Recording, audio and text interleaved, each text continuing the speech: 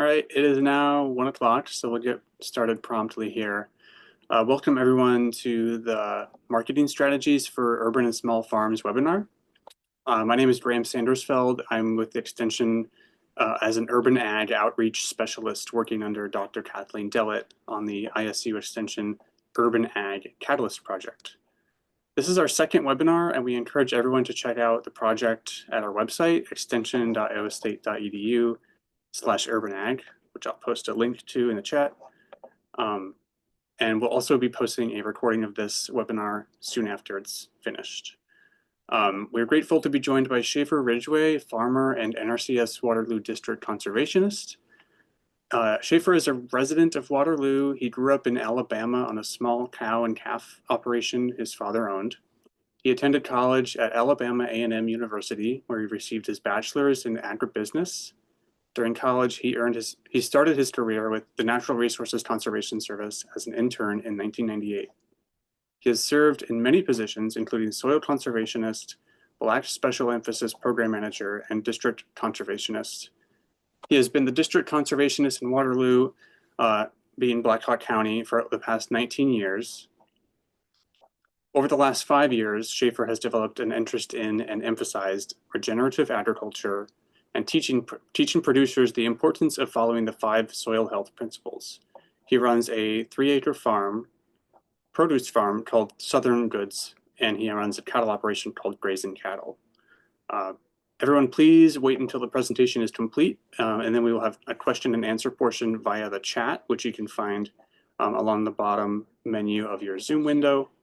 After the presentation is complete, I'll read questions to Schaefer until we've run out of time at 2. Thanks so much for joining us, Schaefer, and if you can now share your screen and start presenting. Hey, thanks a lot. Can you see it, Graham? Yes, we can see it. Great. All right. Thanks everybody for joining in on this presentation. And kind of what my goal is here is to just kind of go through a little bit of our story of how we got into farming, and then I'm going to talk about a few marketing strategies that we've used. And these are the things I'm going to talk about, some things that have worked for us. I'm not saying they're going to be perfect for you, but hopefully you can get a few things out of what we're trying to do here and use on your operation or however you want to use them. So Southern Goods was kind of born out of on accident, to be honest with you. I have been working for NRCS for quite a few years, and after doing that, I wanted to do some research. I really wanted to talk about soil health. I've been trying to teach farmers about soil health for many years, and just didn't feel like we was getting a lot of traction in our county, working for NRCS. And so this all started out as a soil health research project that I was doing. And so just wanted to learn more about the practicality of soil health and how to implement it. Could you implement it? But then we had to figure out a way to pay for it. And so our way of paying for our soil health research was to grow vegetables. And so we would sell the vegetables, put it back into it. And then it just took on a life of its own, to be honest with you. It took off to a point that the research project kind of got put on hold, and we decided to develop a business out of it. This is our place here. I don't know if you can see my cursor or not, but the little square, we're surrounded by conventional corn and soybeans all around us. So we're doing a project to convert this area to organic. A little bit challenging with the conventional crops all around us, but great farmer that's around us. He has some organic ground in other places, so he's more than willing to try to work with us and help us out with our organic transformation. We have the cows there. People always ask, well, what kind of cows do you grow? We're not married to any particular breed. You see Holsteins there. We've had Black Angus. We just finished with a bunch of Black Angus. We've had others, Charolais crosses. So when I say we grow food that heals, connects, and grow, what I'm getting after there is that we believe that if we can grow nutrient dense food, we can help bring healing to people through the food that we're growing. Connection is really around. I'm from the South. I grew up in Alabama, and we connect around food. And so we think good food brings people together. And the whole growth thing is about trying to grow the exposure of agriculture, grow, and especially in the black and brown communities, we're trying to reintroduce those communities to agriculture. And if you could see there, we had a PFI field day at the farm. This has been about 3 years ago, I think, when we did that field day. And so that's us there at the field day, and somebody had a drone that they um, was able to do. Okay, I don't know why it's not letting me advance, but Graham, I'm not sure what happened here, but I'm gonna escape out. Uh, have you tried clicking with your mouse or try resharing, I guess? Let's,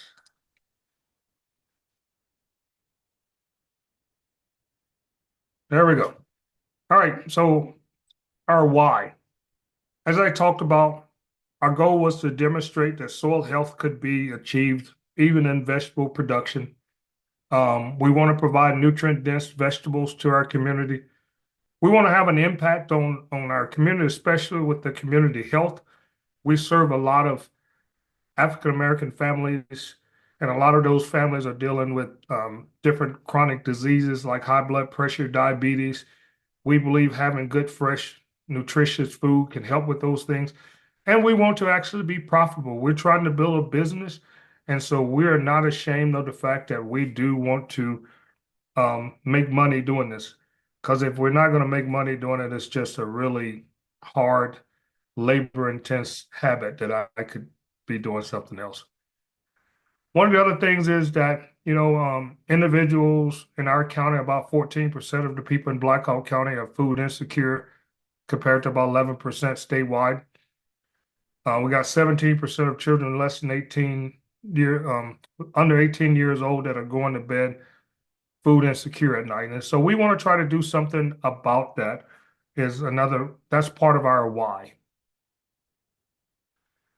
I told you that this is a session that I held when I was, in RCS many moons ago, actually now, but we're touching soil health. It all started me trying to teach soil health, and it's like, man, a lot of farmers in the room, but not a lot of traction again. And so just trying to get people to understand that these principles, if you follow these soil health principles, um, you can see results. This is the beginning of Southern Goods. This is our first year out there. That's my youngest son here on the left side. He wanted to help me. We're setting out some collard greens. I think that was probably the first thing we planted ever was these collard greens, and we just wanted to see if it would work. And we went into the community that we was trying to serve. We went out and set up a stand on Saturday mornings on the side of the road and sold right off the back of my truck or underneath that tent there. It's my oldest son in the picture on the right side there. Um, I always laugh because my youngest son I always say he's probably pulling out more greens than he was putting in the ground, but he was trying. He was trying to help. And I feel like I like this picture here because this was one of our Saturday mornings and the wind came up and it was a disastrous year, you know. We learned a lot. I will have to say that it wasn't all a disaster. We learned a lot that year, but this was the challenges we had. We didn't have a lot of traffic. We was out there by ourselves. It wasn't like there was another farmer's market just down the road, but we only grew a handful of things that first year. We grew, the things listed on the screen, turnips and mustards and collards and pumpkins and watermelons. We still grow all of those things on the list except for watermelons and pumpkins. So we had to change our strategy about 2 years ago.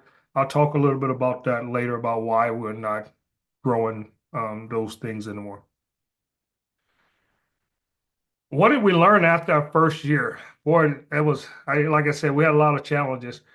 we learned that our soils were pretty much biologically they were dead. The only thing that we could find in our soils was bacteria that could live in anaerobic situations. And so none of the good bacteria, none of the good fungi, we wouldn't find in any of that. And so we had to figure out how to get our soils back healthy. Um, we was, I wasn't thinking about weed control as much, and I started thinking, man, the weeds were out of control. I was just about to kill myself trying to keep up with them. I was a one-man operation, other than my little helpers there that you just saw in the pictures. And we needed to find greater exposure. Being the only person on that roadside, we wasn't getting a lot of traffic through there. So that was kind of challenging. And we needed more diversity. Now, this right here, talking about marketing, I put this in red because when people see that, when I say that, people say, yes, you got to have more diversity. But I think diversity can get you in trouble. And I'll talk about that, I think, coming up here next. No, a little bit down here, a little further. So, how did we treat things? We started by, my soils was dead. So we started cheating. We started adding biology. There was a compost tea brewer.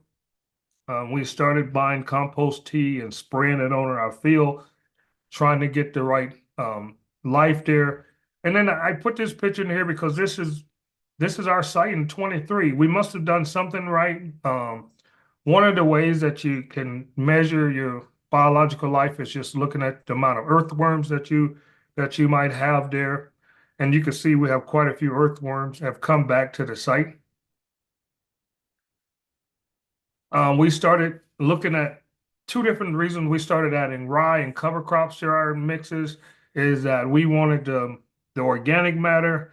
We wanted to be able to feed our microorganisms with that rye. We wanted to protect from erosion. We'd had some erosion challenges. Um, we're looking at all these different things. So, and trying to do a little weed suppression with it. That's why we was letting it get so tall. So we started adding rye. And then another way I controlled this some more weed management is we use plastic. We went to using plastic after that first year, planting right into that plastic. But one of the things that we do is as soon as we're done planting cover crops, as you can see on the picture right, we plant cover crops right away. We don't want mud. We don't want bare soil. We want cover crops in the ground right away.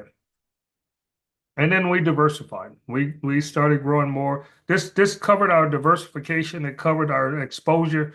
We went to the farmers market where there was more traffic, and set up a stand there, and so we got a lot more foot traffic.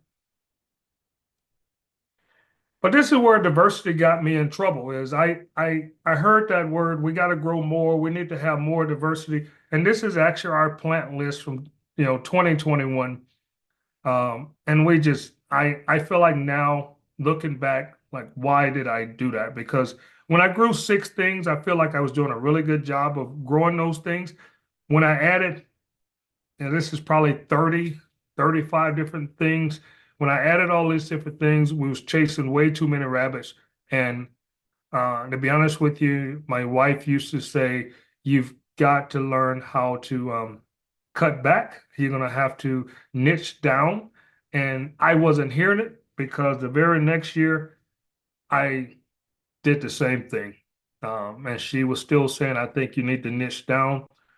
You need to start thinking. And I think I did cut, to be honest with you, I cut it maybe like five or six. My problem is when I sit down with the Johnny's catalog or whatever catalog I'm looking at, and I start thinking, yeah, I want to grow that. Man, that looks really good. I should try.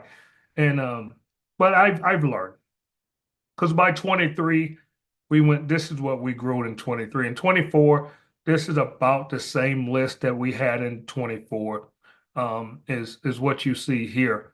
So we did finally listen, starting in 23, which I think we're even going to niche down a little bit more, and I'll tell you why here in just a second. Oh, there's my list for 24. Um, so it wasn't too much difference in the 24 list and the 23 list. So when I got to 23, I really started sitting down and thinking about where I wanted to go with this business and came up with these three things of how we was going to move forward.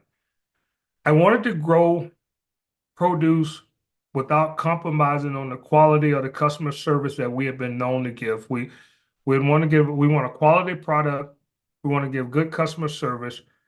My wife would say to me, Schaefer, the riches are in the niches. I told her, she kept telling me I needed to niche down. So we started trying to niche down and become specialized in something. We have the name Southern Goods for a reason because we want to specialize in Southern produce. And so we really want to get to the point where that's where our focus is. And then this one point advantage thing is, people always are thinking about how I could be better than the next person. I'm not so much worried about how to be better. I just wonder how can I make my business just a little bit different than everybody else and have that one point advantage. A guy, I can't take a credit for that. I met a guy one time and I remember some of his parting words to me was, Schaefer, the difference between an A and a B is 1 point. And if you want to be a B student and be average, you can have that 89. But if you want to be above average, all you need is 1 point to put you in the standout. And so we use that philosophy in our business, just trying to be a little bit different than everybody else because we believe different is better than better. I know that sounds crazy, but different is better than better. If I'm different, I attract a different group of people and I don't have to be in competition with other people as I'm marketing. So I think I went too far here. Okay. That's just a picture of some of our different products that we've grown over the years. Couple things that if you're from Iowa, as most of the people on this call, those two in the bottom corners, you may not recognize as well. The ones on the right is what we've become known for, is our purple hull peas. And then the ones on the left are butter beans, which we don't, outside of growing some for ourselves personally, we don't grow those for the market anymore. Just found that they're a lot of work and not much reward. So we've kind of gone away from butter beans, and we're not growing watermelons anymore just because they take so much space and we have a limited amount of space that we can grow on. One of the things, and we started thinking about our strategy and growing less different varieties and more of those. And in order to do that, then we had to look at different equipment. We purchased a water wheel transplanter because now we're growing a lot of greens and a lot of cucumbers and things of that nature. And so we're doing a lot of transplanting, over 5,000 plants a year with transplanting. So we had to get away from just planting by hand. And we used to do all of our planting by hand when we started out. Some of our distribution, this is us. This is my middle son. I don't think I've had a picture of him in there. And this is us making a delivery to the food bank. We have a contract with the food bank. And so there's some pictures of us doing that. That's one of our outlets. I wanted to talk about three things that we believe improved our outside sales.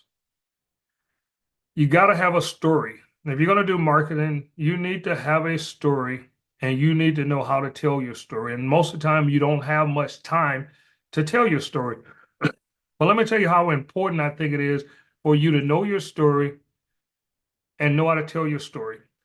At our farmers market, there's a lot of people selling collard greens, for example. There's two or three of us selling collard greens, and people would come up and they would say, and we was probably the highest person at the market. And people would say, well, why would I buy your greens over this guy's greens? And his is cheaper than yours. And if all they was worried about was price, they probably wasn't going to buy from me. But if they wanted to know the story about how we grew our stuff and what we put into ours and why we was doing it, why we thought we would have a more nutritious bundle of greens versus somebody else's greens, I would say 60 to 70% of those people that heard my story end up buying from me. Those that didn't take the time to hear the story, they bought from the other person. And there was times when I recommended that people go to the other person. You got to build a brand. You got to be thinking about the whole experience that that customer have. It's not just your logo or stuff like that. Think people think about branding. It's, well, what does my logo look like? No, it's about your logo. It's about maybe your social media. It's also about your customer experience that they have with you. And the saying is that people, somebody tell their neighbor about it, they're more than likely their neighbor is going to come and buy from you if it's a positive experience. And then we're starting to learn to focus. I think about that commercial. There's a life insurance commercial, and the guy said it's all about the three P's. And I think the three P's are price, price, price, right? Well, in this, we think focus, focus, focus. We got to learn how to focus. I don't think we need to be growing, you know, 100 different, at one time we was growing like 30 some different things. We just didn't do it very well, and it didn't allow us to focus very well. We wasn't good at it. You got to focus on the business. You got to focus on what you're growing. And I also have a full-time job, as it was mentioned in the introduction. So I can't grow all these different things. I've got to be able to focus on the things that I need to focus on.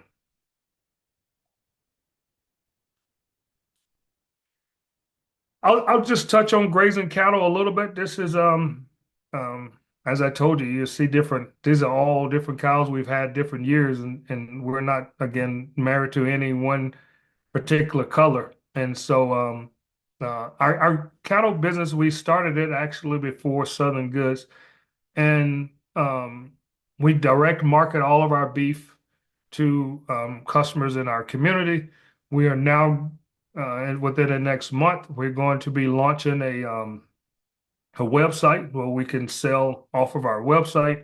It's getting ready to start being built here soon. And so we're pretty excited about that, where we'll be able to do individual cuts of our beef.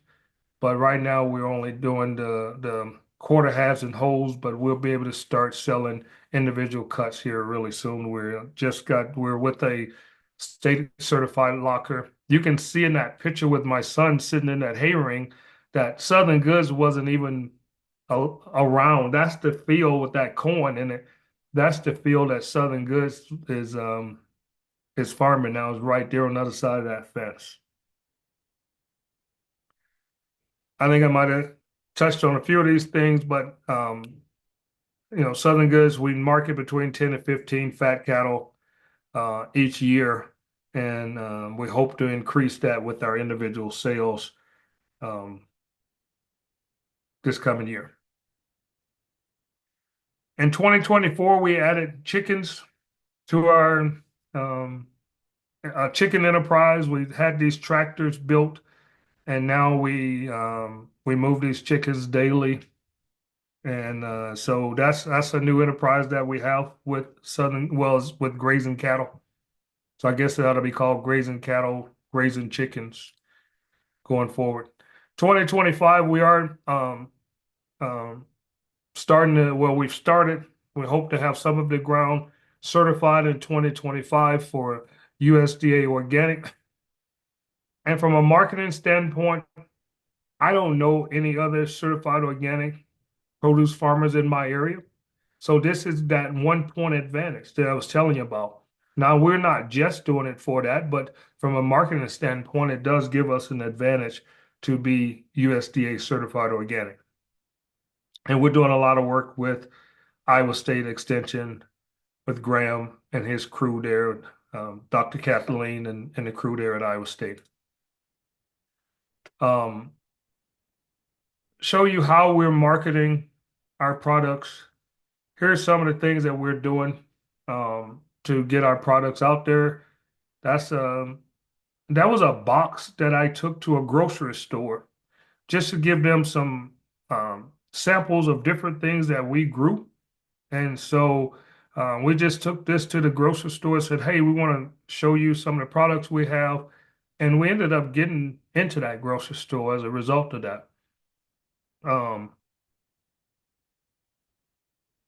We do a lot through Wheel Rose Co-op. The Quan Campbell runs a local produce co-op here in Waterloo that we're members of. And so we sell a lot of products wholesale to him that he's able to get into different places like restaurants and individual CSA boxes that he do and different things like that. So senior homes, he has boxes. We sell a lot of sweet corn into some of the senior homes in our area through this Wheel Rose Co-op.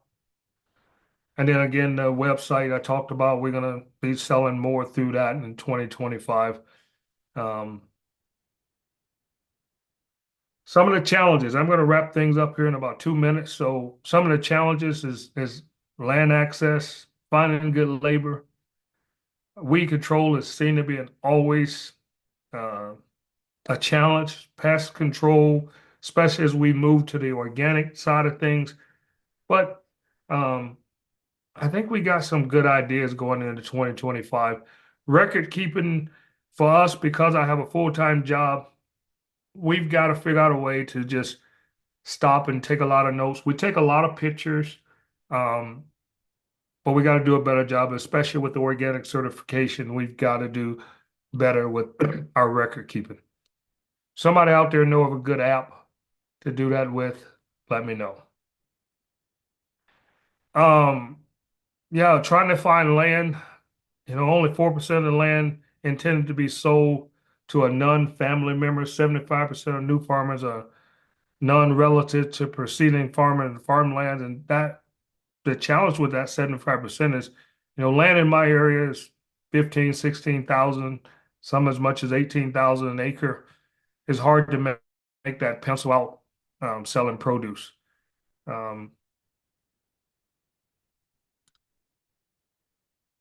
What's in it for the future for us? Of course, the certification for organic, expanding our direct marketing with the website, expanding to more grocery stores. We want to do more youth education. And this picture of this little pod, I'm calling it, that's kind of one of my future ideas is to set up a little store with one of these shipping containers and be able to put that in as a temporary store. We could set it up in a parking lot for the summer and then take it out during the winter time and put it in storage. I got this idea out of, I think I was in Tennessee when I saw this little pod here and took that picture of it. It's kind of one of our dream ideas. I think that's the end, Graham. Yeah, that's the end of my presentation. Here's my contact information. Um, More than welcome to reach out through email, text. My phone number is there. You can text me. We'll try to get back to you. So, with that being said, Graham, let's open this thing up for questions. Sure thing. Thank you for presenting, Schaefer. We'll get through question or start with questions. You guys can submit them in the chat, and we'll try to get to them in the order that they're entered. And if we don't have time for any at the end, you could try submitting them to Schaefer through that email he gave. I just had a couple to get us started. Some questions, starting with how do you harvest your purple hull and Crowder beans? Do you do it all at once or in segments? Yeah, so we used to do it all at once, Graham, hopefully I've gotten a little smarter over the years that now we do two separate plantings. So we do them 2 weeks apart, but we harvest all of our peas by hand. And there are machines that you can harvest them with. And for two reasons, we haven't done that. One is the investment is quite a bit for 1 acre. We have 1 acre of peas every year, and then we have an acre or so, a little bit over an acre of mixed vegetables. So 1 acre of peas is not enough to justify the cost of one of those pickers. That's the first reason. The second reason is um, by doing it by hand, we can get multiple pickings. I mean, last year we did over 100 bushels of those peas, and a lot of that is because we can go back after the first picking and still some of those plants are blooming, still putting on new pods, And so we can do multiple pickings with that. Now, the challenge is we pick it by hand. And some days that could be really tough. Yeah, I bet on a hot day. Yeah. Another question is about a program you mentioned, LFPA. What is that, and how does it work? And have you heard about it continuing? Because the last I heard, I think it was not certain how it was going to continue for the next season. Yeah, that's absolutely correct. So, local food purchase assistant program. I'm pretty sure that's what it is. So it's a USDA grant that it gave to states. It came out of some COVID money. And so, because that money came out of COVID, it was a one-time thing. It's not part of the Farm Bill. They was trying to get it part of the Farm Bill. I don't know where that conversation is with the whole Farm Bill and LFPA. So it was supposed to expire last year. Secretary Vilsack did announce before he left that he had put some more money into it. I think the details were still being worked out after he left. So hopefully that program will be available to the states this coming year. But usually, like food hubs, food banks, were able to get that money and then they could partner with local producers and purchase directly from local producers um, produce to have in their food hub or their food bank. I don't know who all else was eligible outside of those two. Now, Iowa has come up with their own program, not quite as big and as LFPA, but Choose Iowa, I believe is the name of the one that Iowa has. And so they're trying to do something that's very similar to the LFPA. Did I answer Yeah, thank you. your question? Okay. Thank you for the update. If somebody's looking for it and they got a question, look like there was a question, like they want more information, go to Iowa Valley RCND website, and they have a whole bunch of information on their website about LFPA. They were the one that ran the program in Iowa last year for the Department of the Iowa Department of Agriculture and Land Stewardship contracted out with Iowa Valley RCND. Okay. Another question we had come through was, what is your most successful marketing strategy for selling beef directly to customers? Do you do shares, bundles, or just individual cuts? Or how are they butchered? Um, so yeah, just a little bit more about your cattle operation. Yeah, so what we found, we haven't done a lot of advertising of it. We've done more, it's been more word of mouth, trying to go above and beyond with the customer service with people. We've always sold quarter, halves, and wholes. We're in 2025, we're going to get into selling individual cuts. I'm in the process of getting my permits to do that. We've already switched over. LFPA forced us to um, go to a state inspected locker because we sold some beef to a couple of food hubs into the food bank, and those had to be state inspected. So we did do that. We've already had that. So our next step was just getting the permits that we need to be our storage permit, and that seemed to be moving forward really well. Um, so for as marketing, again, it's been more about just word of mouth, a little bit of advertising on Facebook and things of that nature. So I to be honest with you, I'm considering going back to the farmers market this year with our beef just because I feel a little bit guilty that I have not put in the work to build that beef business like I have on our vegetable side. We've put in a lot of work, have built a really good reputation for ourselves on the vegetable side.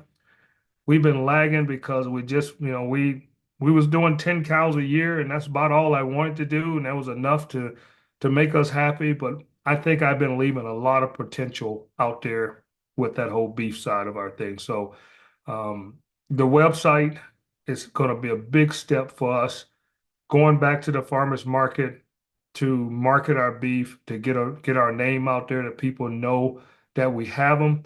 And the other thing that we've been doing is we've been leaving a lot of people out because there's a lot of people that can't afford a quarter of beef. I mean, beef right now is a record high prices. And they just can't afford to spend that much money. So, but they deserve to be able to have a couple steaks for dinner, right? And they deserve to have a high quality steak that what we believe that we grow. And so we want to make that available to those people who can't afford to buy a whole quarter.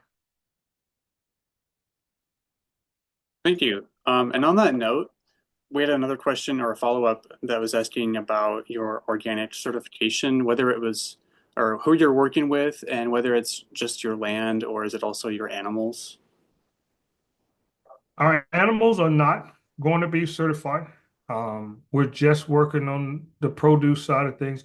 And I think during my talk, I mentioned that I was working with you guys, Graham, that I was working with Iowa State and your organic program. We're doing some research projects where you guys are advising me some. Um, our, we have not locked into a certifier, which I've got to get done. The last 2 weeks have been the last 2 months have been totally crazy for me, but I'm going to get that done. I'm going to attend the Organic Vegetable Conference in Wisconsin the end of this week, and I'm hoping to make my decision after I can talk to some vendors there about who's going to be my certifier, get that contract signed. But it'll only be the vegetables, not the animals. And yeah, I'm going to share a link in the chat to the Transition to Organic Partnership Program that the USDA has. That program basically partners people who are interested in transitioning with a mentor so that they can learn um, from people who have actually done it um, and just get really good hands-on experience and sessions with a real mentor. Yeah, I'm glad you mentioned it. I'm sorry I didn't think about that. The top program. I mean, that has been a real game changer for me with having that mentor, somebody that I can call. Um, I don't know if I can say who my mentor is, but anyway, having Totally name having them. Yeah, go ahead. go. So Drew Erickson with Rodale Institute is my mentor, and Drew is really, really good at what he's doing. He may even be on the call.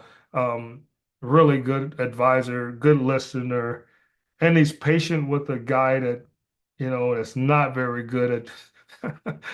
Sometimes I get running in too many directions, and he called me, and I don't return his calls right away. But he seemed to be being very patient with me. So that's a really good program to get in. I know Iowa State has it. I know some other people have it too. But anyway, call Graham. Or Dr. Kathleen Dellett here at the Iowa State University Organic Research Lab. We will definitely connect you with someone who could be possibly a mentor if you're interested in transitioning. All right, we're looking for more questions right now. I guess I had one about so Schaefer, when you chose or when you choose products to grow for a given season, how much of that is kind of your preferences versus like what you see in the marketplace, like a desire for? Good question. How much it is my preference? Very little, because I want to sell this stuff. I don't want to consume it all. Now, I also know that does play a role in that because like the purple hull peas, that's just something that I grew up with. A lot of people in Iowa, they only know them as cow peas that they put in their cover crop mix you know, to put out as a legume to put some nitrogen in their soils, right? They don't really eat them. But I knew a quick story about these purple hull peas. I knew that there was a market for them in Waterloo because me and my wife both grew up in Alabama. We both grew up eating them all the time. There is not, I don't care if you're black, white, green, or yellow. If you got a garden in the South, you more than likely have purple hull peas in your garden. Okay. That's number one. I knew there was a lot of people in Iowa from Mississippi and Alabama. And so I'm thinking, what can I grow that people are going to want to? I knew there was nobody in my area that was growing them at that scale that we was trying to grow them at. There's a few backyard people, but nobody was growing them to scale. And so that first year, we started growing those peas. And on the second week of August, our peas started coming out of the field, and the word got out that we had them.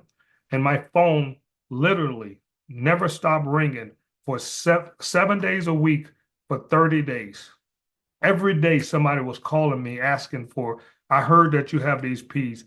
And that's really was the deciding point for me. At the end of that 30 days, I said to my wife, I think we have something here if we want to build it.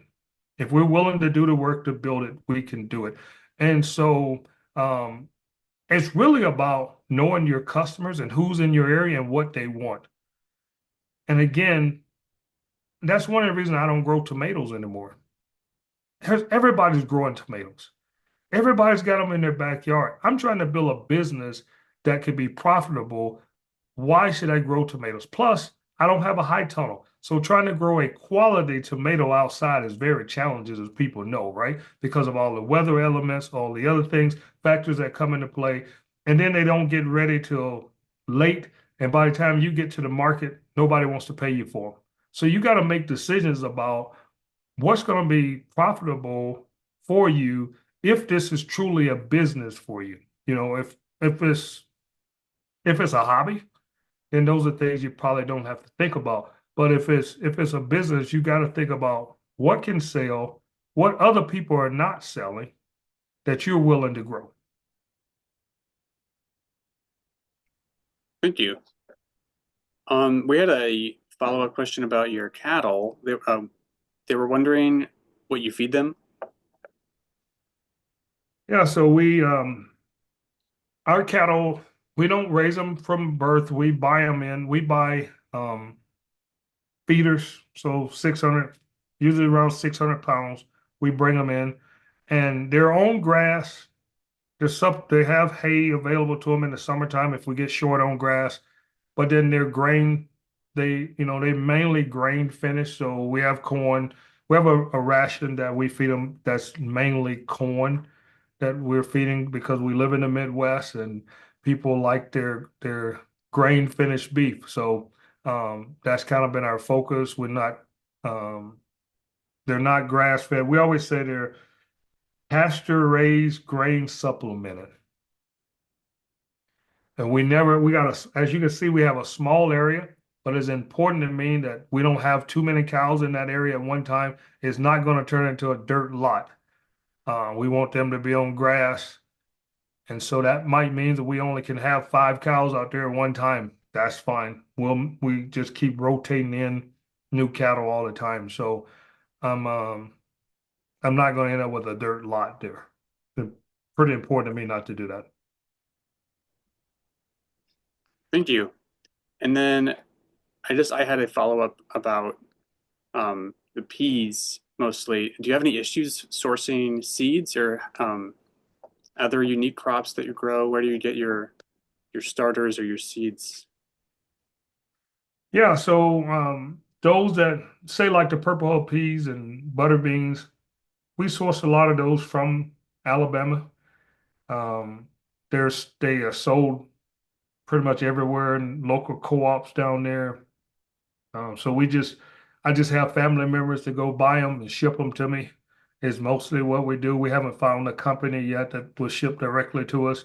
I think there's a couple out there. One, the shipping cost was so much that we didn't do it, but um, um, there was a company out of Texas. I'm trying to think of their name right now, but yeah, that's what we mainly do is we get family members to buy the seed, ship it to us. Um, those unique things like the peas. All the other ones, Johnny's, um, oh, Graham, if I wasn't on the spot, I could tell you a couple other. I think it's Baker's have some unique stuff. There's several different companies out there that you can get them from. Thanks. Someone was wondering if you harvest and save any seeds that you grow. Hey, the funny thing is, so about was it 2 years ago? Um, we was in a drought. Now these peas are very drought tolerant. They originated in Africa, so they're very drought tolerant. So they grew great during that drought. But when they're ready, they're ready. And if it was windy and it was dry and it was hot, and so we lost a lot of peas. They dried up because you want to get them in the succulent stage where it's still green on the inside. Uh, the hull is still moist, and we didn't get them all. So we ended up with all of these peas, and I thought to myself, we should just grab some of those and see how they would do next year. So we grabbed a 5 gallon bucket of peas, which don't amount to a lot when you shell them out the hull. But we just took those and we replanted them last year and they came up great.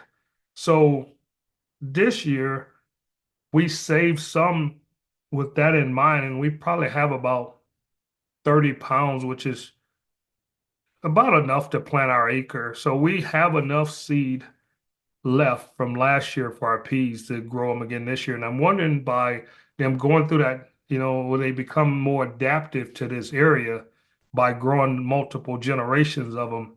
I don't know. I'm not a researcher. I leave that to you guys, but I just believe they have to become a little bit more adapted to the area.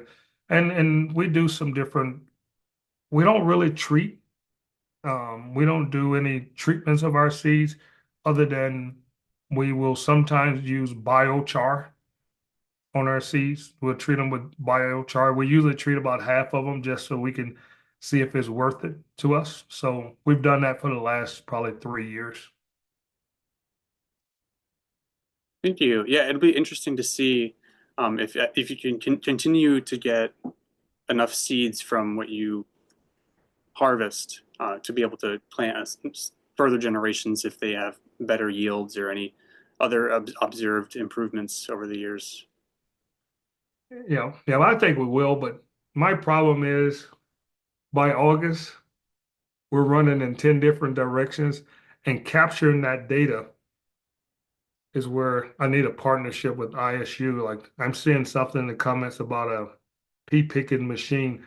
Um, yeah, I like that idea, but here's the like I told you, where I struggle with it is I love having that multiple pickings.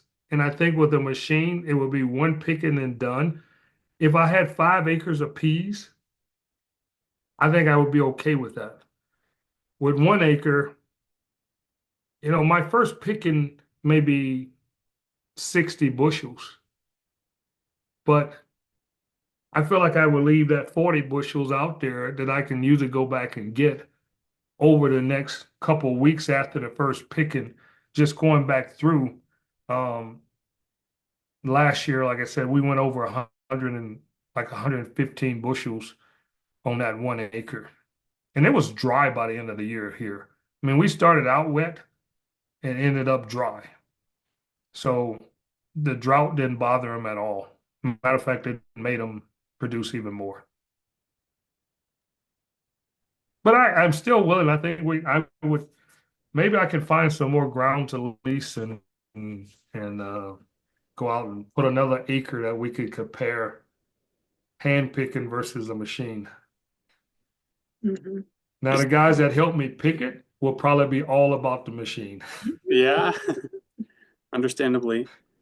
Um, do you think you have any plans to expand the area you're growing on or not?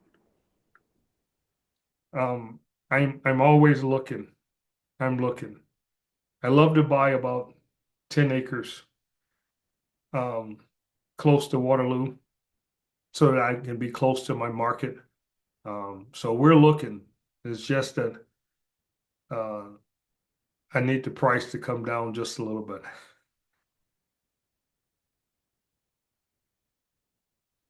Speed, I will first help with purchasing land. Yes. We had a comment from Dr. Dellett in the lab here. I think Feed Iowa First, which is in the Cedar Rapids area, um, Yep. has an equitable land access program that might be able to if other people who are on the call are like beginning farmers interested in, you know, obtaining land, they might be able to help with some more equitable access to purchasing land. Um, I think they're starting a new land land access program over there soon. Okay. Yeah, I know Silt has a program too where they're trying to purchase easements on some ground around the Waterloo area. I think it's called Circle Your City or something like that. So they're trying to find land close by the city to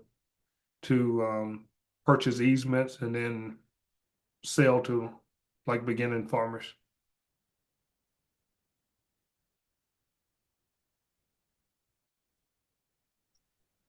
Thank you for sharing that. Um, are you trying to eventually go full-time farmer? Um, I will love it.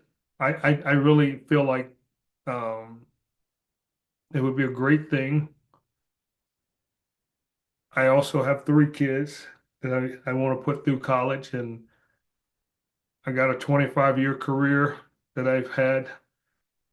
And I'm not saying that I wouldn't walk away from the 25-year career.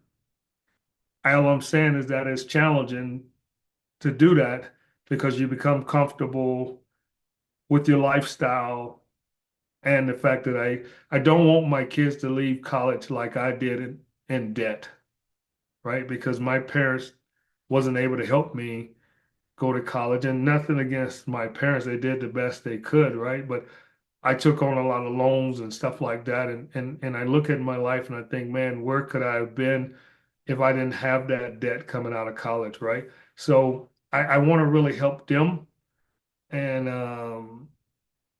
to better themselves. But at the same time, I would love to go full time as a farmer. I think the potential is there. I don't think it takes a lot of land with these high value specialty crops. I think we could make a living off of 10 to 20 acres, to be honest with you. I don't have to have the greatest lifestyle, but yeah, so I'll just answer your question and say, yes, I would love to. There's a lot of different challenges getting there. Thank you. Uh, SILT's program called Circle Our Cities was dropped in the chat. Someone shared that they're a statewide organization with targeted programs in Waterloo, Cedar Rapids, and Des Moines because land access is difficult and takes time. You can go to silt.org for more details. Hey, do I get paid for all these name droppings that I've been doing? Silt and LFPA? Not from us. Oh yeah, there was one I missed that was about your career. Is your career or your education, I would say, related to agriculture? Um, so basically, what do you do now? What is your full-time job? Talk more about it, and then um, how do you see that informing your decisions, I guess, on the farm? Yeah, I mean, so my full-time job, which may or may not be changing, I don't know. Uh, we all don't know what's happening with that. So my full-time job, I work for the Natural Resources Conservation Service. I'm a district conservationist with the NRCS, USDA, where we basically run the conservation programs out of the Farm Bill. We work with producers trying to help protect our soil, water, air, wildlife. So we do a lot of conservation planning work and implement conservation practices. And we have some initiatives and financial assistance to help people do those things. I guess that's the short version of what we do. Just you can Google Natural Resource Conservation Service, find out about us. But we work with farmers and private landowners to protect our natural resources. So yes, it is related. I have a degree in agribusiness um, from Alabama A&M University. Uh, is being a district conservationist something you imagined yourself, like a role you saw yourself in at that point in college, or what did you set out to do, I think? Yeah, I mean, I interned in high school with what was called the Soil Conservation Service then, which is now the Natural Resource Conservation Service. So when I went to college, um, I wanted to work for NRCS, and it all worked out for me. And did I want to be a district conservationist? Well, I think at the time I probably thought I was going to be a state conservationist. But as I got in there and I mean, I'm very happy with where I'm at.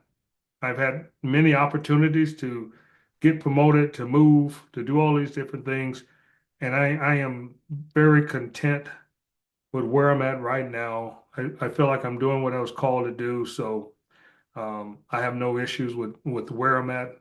Um, I don't want to move my kids. I have one in high school, one in middle school, and one in elementary school, and I don't want to relocate any of them. And they have to go through those challenges of finding new friends and all of those things. So my career will if I stay within RCS to my eligibility for retirement, my career will end right here in Waterloo. About anyone who missed it, the first webinar. Thank you. So it's fair to say that you have a devotion to Waterloo, right? Yeah, yeah. Yeah. I was going to say for anyone who missed it, we have our first. This is our second webinar, which we'll be wrapping up soon, unless we get any more comments. I see one. But our first webinar and this one, a recording of it, will be posted on our Urban Ag website. The first webinar was about NRCS programs for urban farms. So we'll also be coming out with a publication in addition to that webinar that you can look at if you want to learn more about opportunities for cost sharing and grants. But we have some questions coming in now. Does working for NRCS prohibit any access to funding opportunities for you personally? So kind of like a conflict of interest. No, you can still apply for funding through NRCS. There's just some protocol that you have to follow if you're going to apply. I can't apply and then work on applications that are competing against my application. I have to totally remove myself from that. Somebody from a different county comes in and manage those applications to make sure that there's no conflict of interest there. So yes, you can apply. And last year I got my first contract ever with NRCS. I actually stayed away from that for many years because I didn't want the conflict. I didn't even want it to look like it. But I everybody else was doing it, so I thought, well, we'll try it, and we did get some funding last year. That's great. Matter of fact, my organic plan, transition plan, is being written through a contract with NRCS. Excellent. Do you have any comments or advice for young folks who think their calling is in farming but can't yet finance it? Yeah, you got to stick with it. If it's a calling, that passion won't go anywhere. That passion will be there, and you just got to prepare yourself. Start doing the work now. Don't wait till the opportunity hits you. I got the opportunity because I was prepared. I think it was Oprah Winfrey who said she didn't believe in luck, but she believed that when preparation met opportunity, then you would be able to make things happen. So you need to prepare now. Start learning about what it is you want to do, what it is you want to grow, how you want to grow it, and then when that opportunity, because the opportunity just dropped in front of me, I don't have time to tell the story, but the opportunity just presented itself. I was ready. I pitched my idea to this farmer, and he sat back in this chair and thought to himself, "What are you talking about?" And a week later, he called me back and said, "If you want this ground, I'll rent it to you." And he had no idea why, but it was because I was ready. I was prepared. I've been thinking about it. So do the work now, get ready. That I was trying to see, I thought I saw there was another part to that question. Thanks. No, I think that's a great closing message. Um, Thanks everyone for joining. As I said, a recording of this webinar will be available on the ISU Urban Ag website. Click over to the webinars page. Thank you, Schaefer, so very much for being a partner on this project and for being a guest speaker today. Appreciate it. Thanks for inviting me. You're welcome.